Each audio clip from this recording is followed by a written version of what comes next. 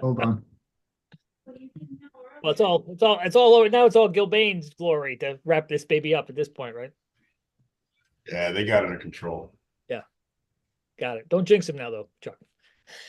Don't mess it up, Rob. Let's go. Yeah. I figured after that comment, I should turn on my camera over there. Exactly. The pressure's on.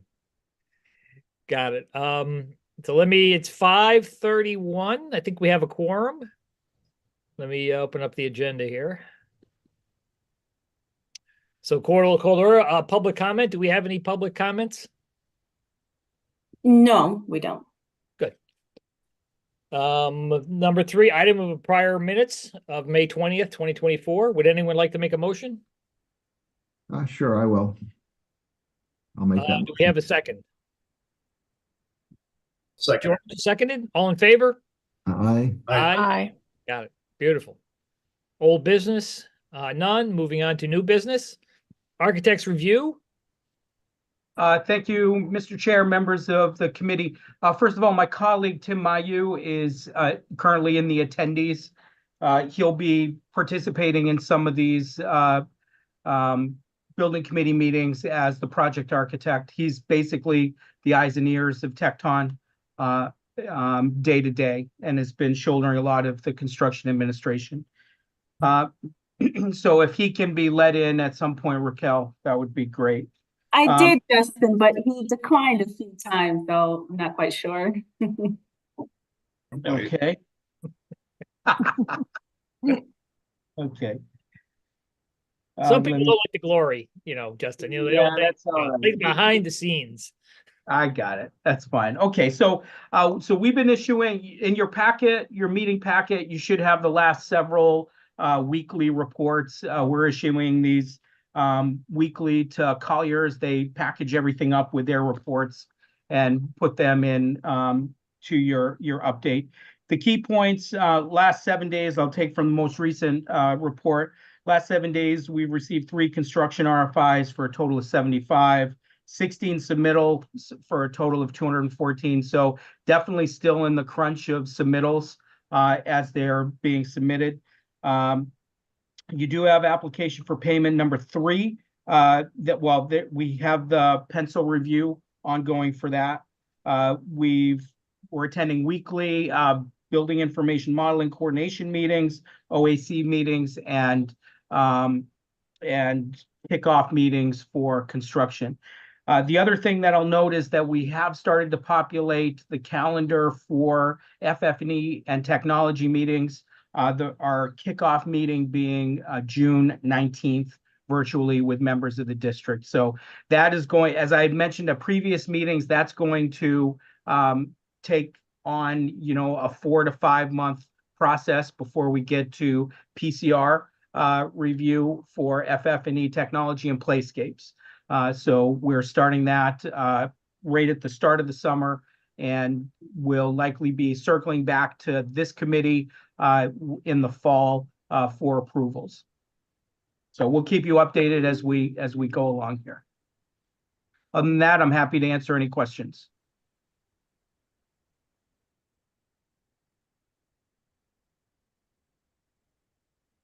Seth, I know we can count on you for a question.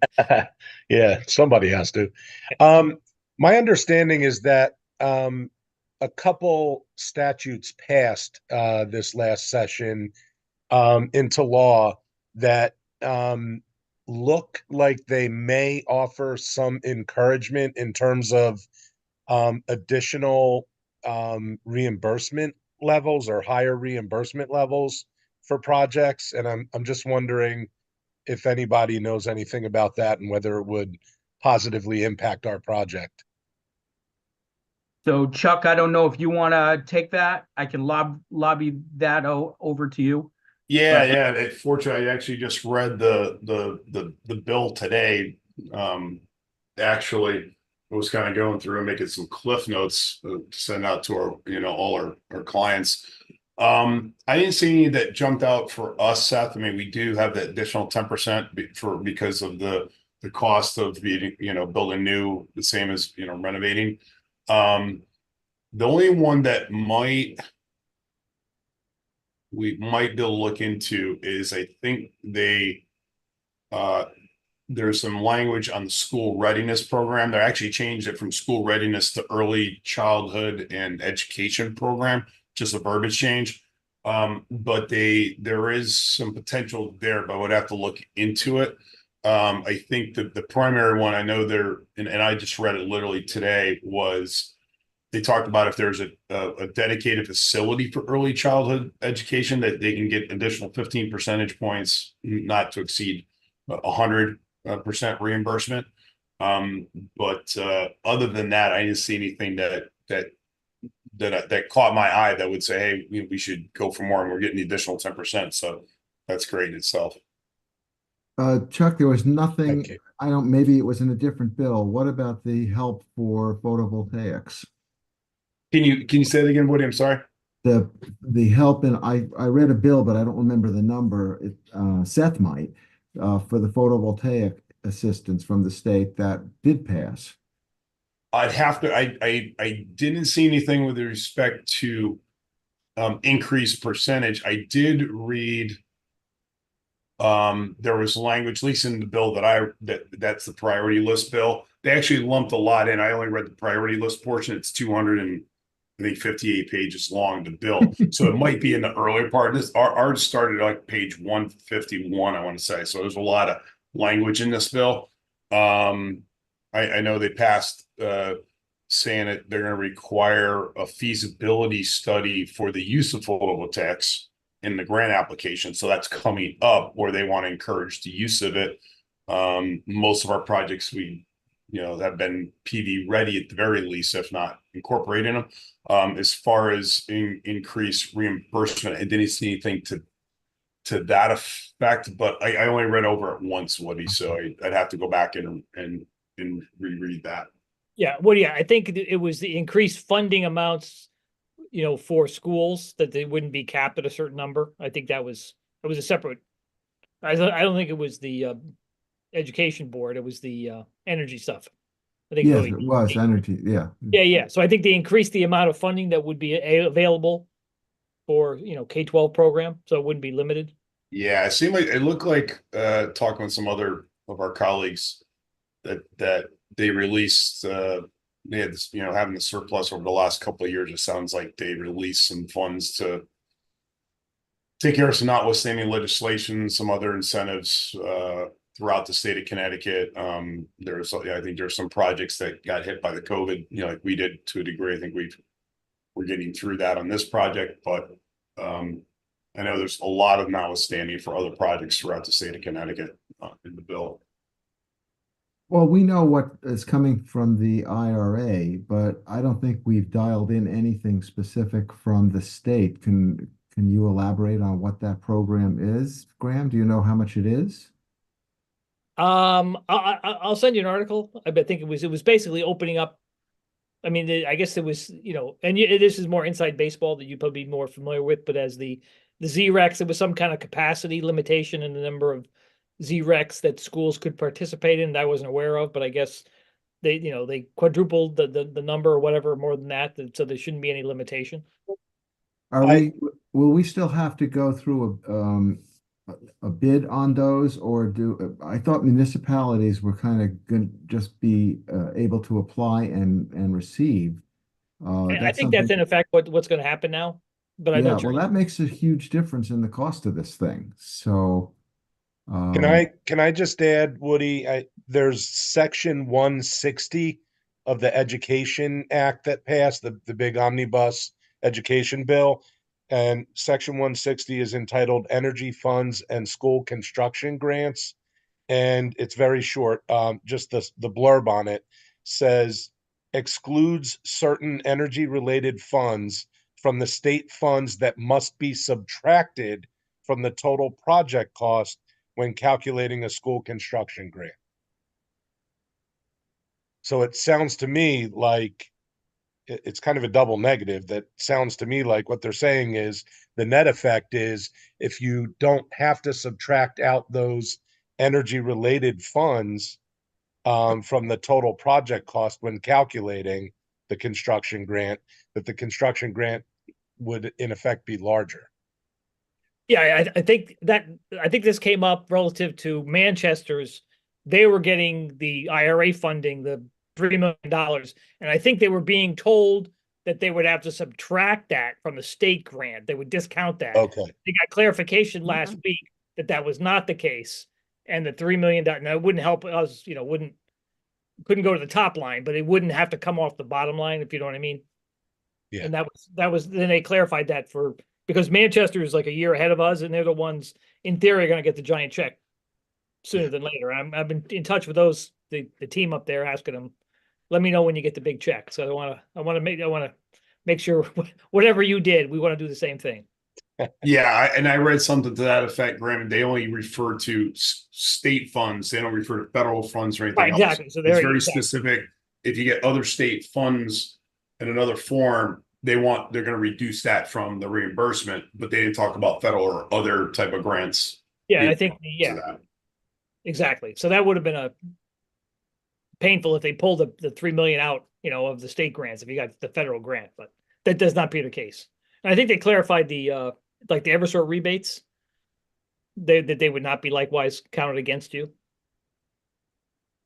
which I didn't think they were anyway. But No, I thought they just went to the town and for general funds. yeah, that's right. I think that's the way it was. I think they just clarified that. But the big one was the IRA.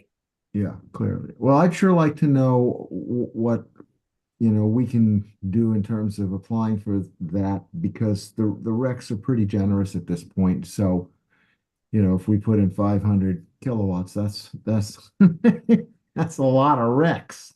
I mean, the library is 100 kilowatts, right? And it generates 12,000 a year just on that. Yeah, we're Maybe just waiting. more. As you know, we're still waiting, for some of the other towns' projects to kind of play themselves out a little bit. Hopefully in the near future. So we'll know how much of the contingency, if any of the contingency, is ours to use on other things. But that's clearly a priority. I know for you, obviously, and I think most of the committee. So, but the easier it makes us to get the money, the better, obviously.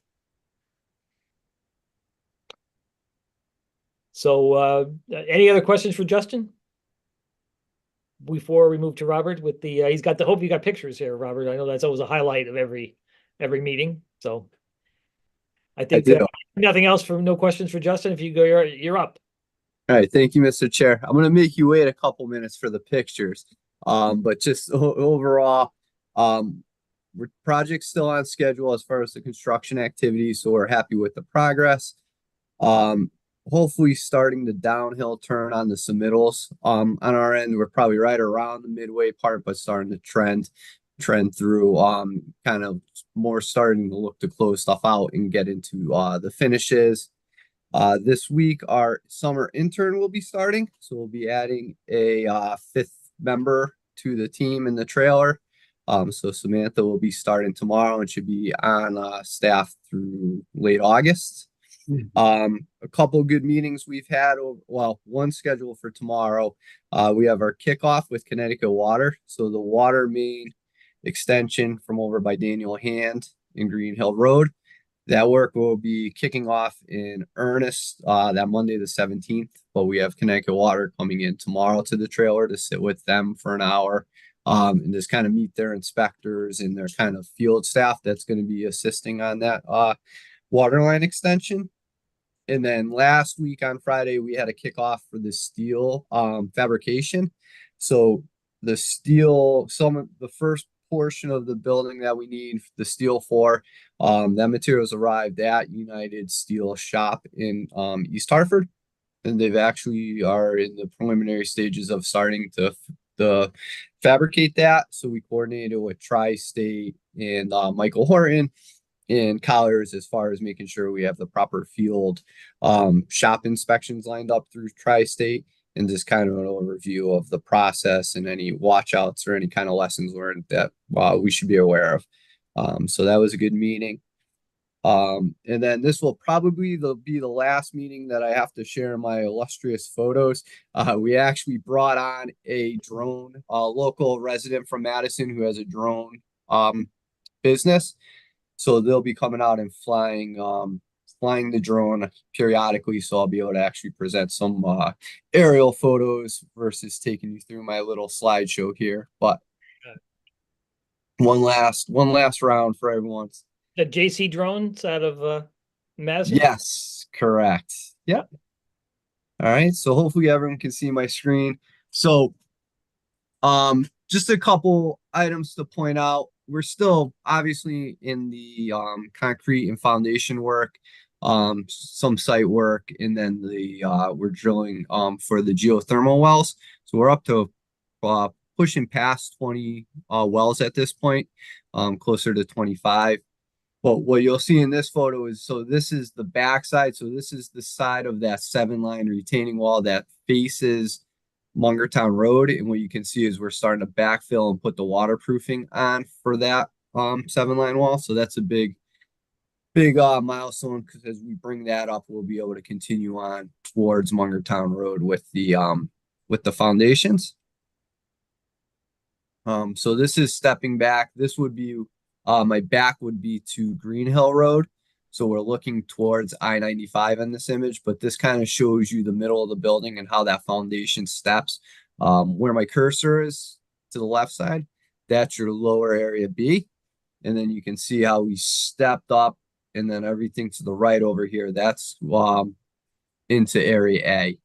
So kind of a good, in the opposite side of, if I was over here past this excavator, it would look very similar. So the two sides of the building are kind of mirror images at this point, but it was kind of a cool picture just to show you how it does step up and show you the progress there. And then the final picture, so a little blown out, but what this is doing is it's the same thing. My back is to Green Hill Road. We're looking down into lower level B. And basically we're about 50% through with the formwork of the footings and walls for area B. So we have basically 2/3 of the perimeter, the footings are in place. We're now forming for the walls and should be placing those 2/3 of the walls by the end of this week. And then so we'll have to end up coming down, connecting it to this section of the foundation along this line. And then we do have interior work in here. So we still have a couple more weeks on lower level B, but it was good to kind of see how the progress is growing. You could kind of get a feel for the footprint, how the building's going at this point. All right. Any questions? Cool. Looks great. All right. Don't be a stranger if anyone ever wants to stop by. I know we talked last meeting, but if someone does want to take a tour, usually, you know, afternoons after 3:30, from between 3:30 and 4:30 is good time. We don't have as much activity on the site, so you can kind of walk around a little cleaner without having to worry about the excavators or the forklifts or anything like that. But Yeah, we'll probably schedule something maybe rather than just show up unannounced, but we'll yeah, now you're getting, you know, into the some of the interesting stuff. Not that concrete's not interesting, but to me it's very interesting. Not to everyone, I guess. Just a question on the switchgear. Any update on where the switchgear stands? Yep. So the switchgear is still trending for late December, early January for all the parts. We've started receiving parts, so we do have some enclosures on site. We've had some of the electronics show up, so that has been arriving. One of the ATSs arrived late last week, and that went to Consolidated Shop. So what we basically did is rerouted most of the electrical gear to Consolidated Electric in New Haven, so they have climate controlled storage. And then we'll look to bring it out on site more towards appropriate time towards December, January. But so far so good. It's been trending in the direction we like to see. Good. We get good value from our purchase. So yeah, that would. Got it. Okay. Any other questions for Robert from anyone? I guess that now it's on to Chuck. OPM's update. You're on. Yeah, Chuck. mine's gonna be a little bit limited. Obviously, I'm filling in for Adam, so he knows much more of the project and details than I do. So I apologize for that. But talking with them, obviously the project's going well. We got a great team here with Kilbane and Tecton. So you guys been well aware of that.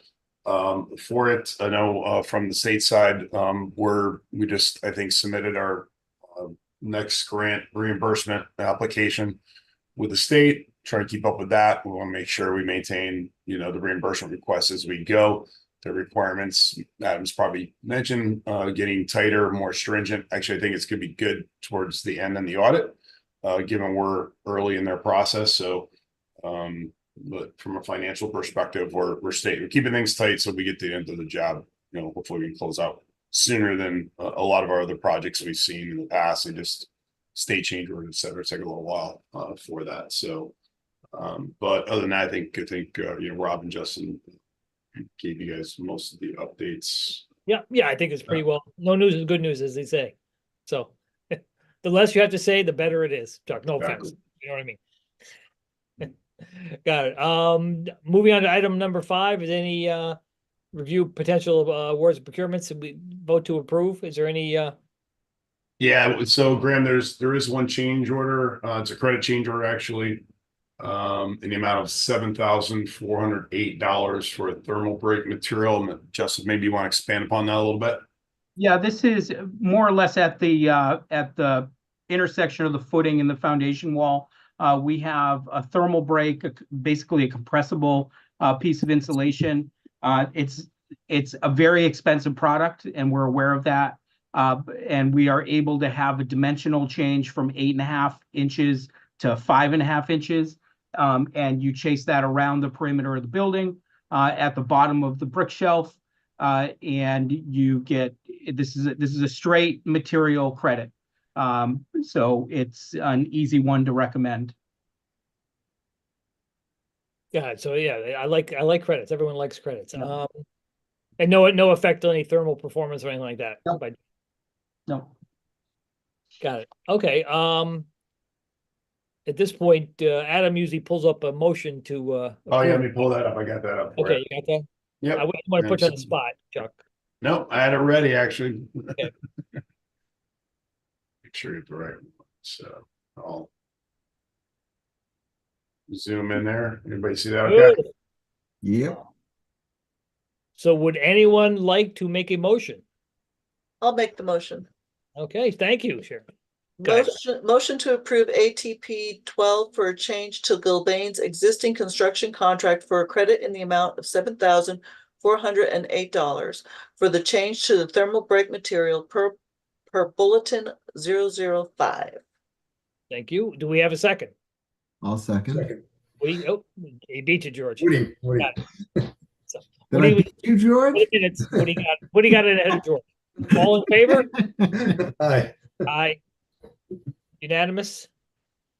Thank you. Anything else, Chuck? Any other motions you need votes? Anything? No payments, right? No, that's the only one. No, there's no invoice packets or anything today. So Beautiful. Number 6, public comment. Do we have any public or anyone else? No, we do not. Right. Number 7, remarks. Anyone like to make any remarks, closing statements, anything? Hearing none, would anyone like to make a motion to adjourn? I'll do that. Hey, you're 2 for 2. You're the star of the building committee tonight, Sharon. All in favor? No, we got a Aye. second. You got a second. Someone seconded. What do you seconded? To be I'll safe? second it. Okay, Woody. All in favor? Aye. Aye. Yay. Beautiful. Enjoy the rest of the beautiful evening, everyone. It is